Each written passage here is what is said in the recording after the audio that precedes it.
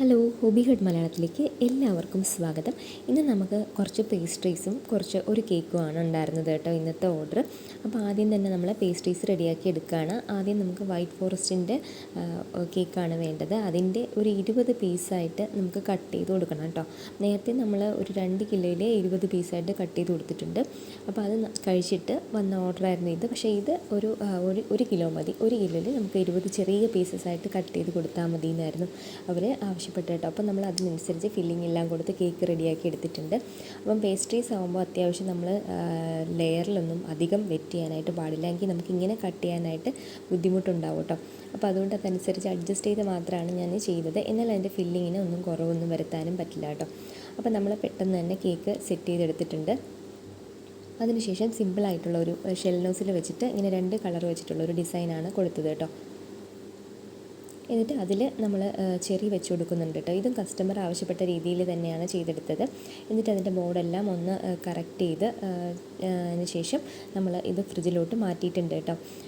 രണ്ടാമത് നമ്മൾ ബ്ലാക്ക് ഫോറസ്റ്റിൻ്റെ പേസ്ട്രിയാണ്. അത് 1/2 kg വരുന്ന ബാറ്ററായിട്ടാണ്. ഞാനിങ്ങനെ പീസായിട്ട് ഇത് സെയിൽ ചെയ്യാറില്ല കേട്ടോ. ഒരു കിലോ കണക്കിനാണ് ഞാൻ ചെയ്യാറുള്ളത്. അതായത് 1/2 kg, 1 kg, 2 kg അങ്ങനെയൊക്കെയാണ് ഇത് സെയിൽ ചെയ്യാറുള്ളത് കേട്ടോ. അപ്പോൾ അവരാവശ്യപ്പെടുന്ന രീതിക്ക് അനുസരിച്ചിട്ട് നമ്മൾ കേക്കിൻ്റെ വലിപ്പത്തിനനുസരിച്ച്, പേസ്ട്രിയുടെ വലിപ്പത്തിനനുസരിച്ച് കട്ട് ചെയ്ത് കൊടുക്കുകയാണ് ചെയ്യുന്നത്. ഇത് അത്യാവശ്യം വലിപ്പത്തിനുള്ള പേസ്ട്രീസ് ആയിരുന്നു. ഒരു 8 പീസ് നമുക്ക് കിട്ടിയിട്ടുണ്ട് 1/2 kgയിൽ. അപ്പോൾ ഇത് രണ്ടും നമ്മൾ സെറ്റ് ചെയ്തിട്ട് ഡെലിവറിക്ക് റെഡിയാക്കി വെച്ചിട്ടുണ്ട് കേട്ടോ.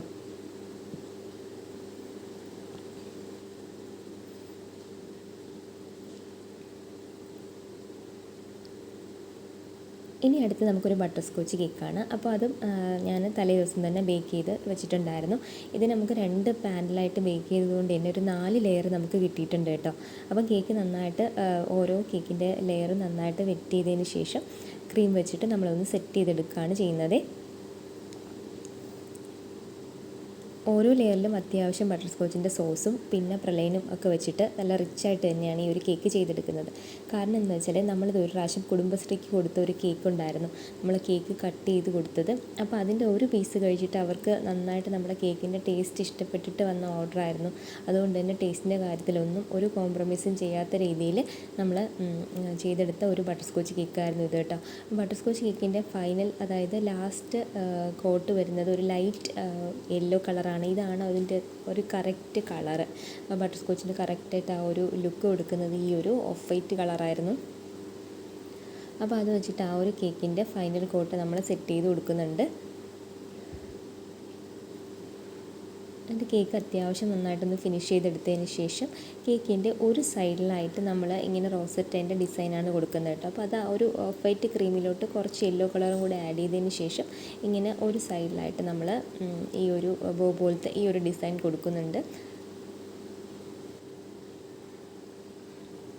അപ്പോൾ അത് ഫില്ല് ചെയ്ത് കൊടുത്തതിന് ശേഷം അതിൻ്റെ ഈ ഒരു സൈഡിലായിട്ട് നമ്മൾ ബാക്കി വേക്കൻ്റായിട്ട് എടുക്കുന്ന ഈ ഒരു പോർഷനിൽ നമ്മൾ പ്രൊലൈനാണ്, നമ്മൾ നേരത്തെ ഉണ്ടാക്കി വെച്ചിരുന്ന പ്രൊലൈൻ്റെ ബാക്കിയാണ് ഈ ഒരു സൈഡിലായിട്ട് നമ്മൾ വെച്ച് കൊടുക്കുന്നത് കേട്ടോ. ഈ ഒരു ഡിസൈനിൽ നമ്മൾ കസ്റ്റമറെ പ്രത്യേകിച്ച് നമ്മളോട് ഡിസൈൻ ഒന്നും ആവശ്യപ്പെട്ടില്ല, നമ്മുടെ ഇഷ്ടത്തിനനുസരിച്ച് ചെയ്തെടുക്കാനായിട്ടായിരുന്നു പറഞ്ഞത്. അപ്പോൾ അങ്ങനെ ഈ ഒരു സൈഡിലായിട്ട് ഇങ്ങനെ പ്രളയൻ വെച്ച് കൊടുത്തിട്ടുണ്ട്. അതുപോലെ താഴത്തെ പോർഷനിലും നമ്മൾ ഒരു പ്രളയന് വെച്ച് കൊടുക്കുന്നുണ്ട് കേട്ടോ.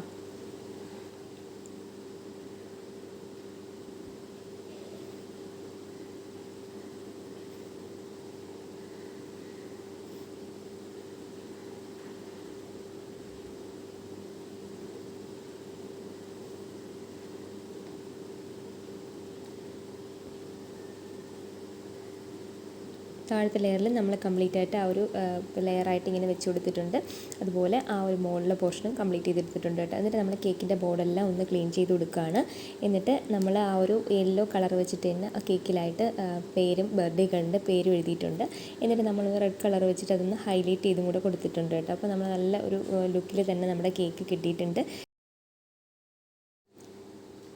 ഇനി നമ്മൾ കേക്കിന് കംപ്ലീറ്റ് ലുക്ക് കൊടുക്കാൻ വേണ്ടി കാരമൽ സോസ് വെച്ചിട്ട് ഒന്ന് ഡ്രിപ്പ് കൊടുക്കുന്നുണ്ട് കേട്ടോ ഈ ഒരു സൈഡിലായിട്ട്. ആദ്യം ഞാൻ വിചാരിച്ചു ഈ ഒരു സൈഡിലായിട്ട് കൊടുക്കാമെന്ന്, പിന്നെ ഞാൻ കേക്ക് കംപ്ലീറ്റ് ആയിട്ട് ഒരു ഡ്രിപ്പ് കൊടുക്കുന്ന രീതിയിൽ തന്നെ ചെയ്തെടുത്തിട്ടുണ്ട് കേട്ടോ. ഈ ഒരു കാരമൽ സോസ് നമ്മുടെ കേക്കിന് നല്ല ഒരു ടേസ്റ്റും നല്ലൊരു മണവുമാണ് കൊടുക്കുന്നത്. അപ്പോൾ ഞാനിത് ലെയറിൽ, നമ്മുടെ കേക്കിൻ്റെ ലെയറിലായിട്ടും ഈ സോസ് കൊടുത്തിട്ടുണ്ട് കേട്ടോ.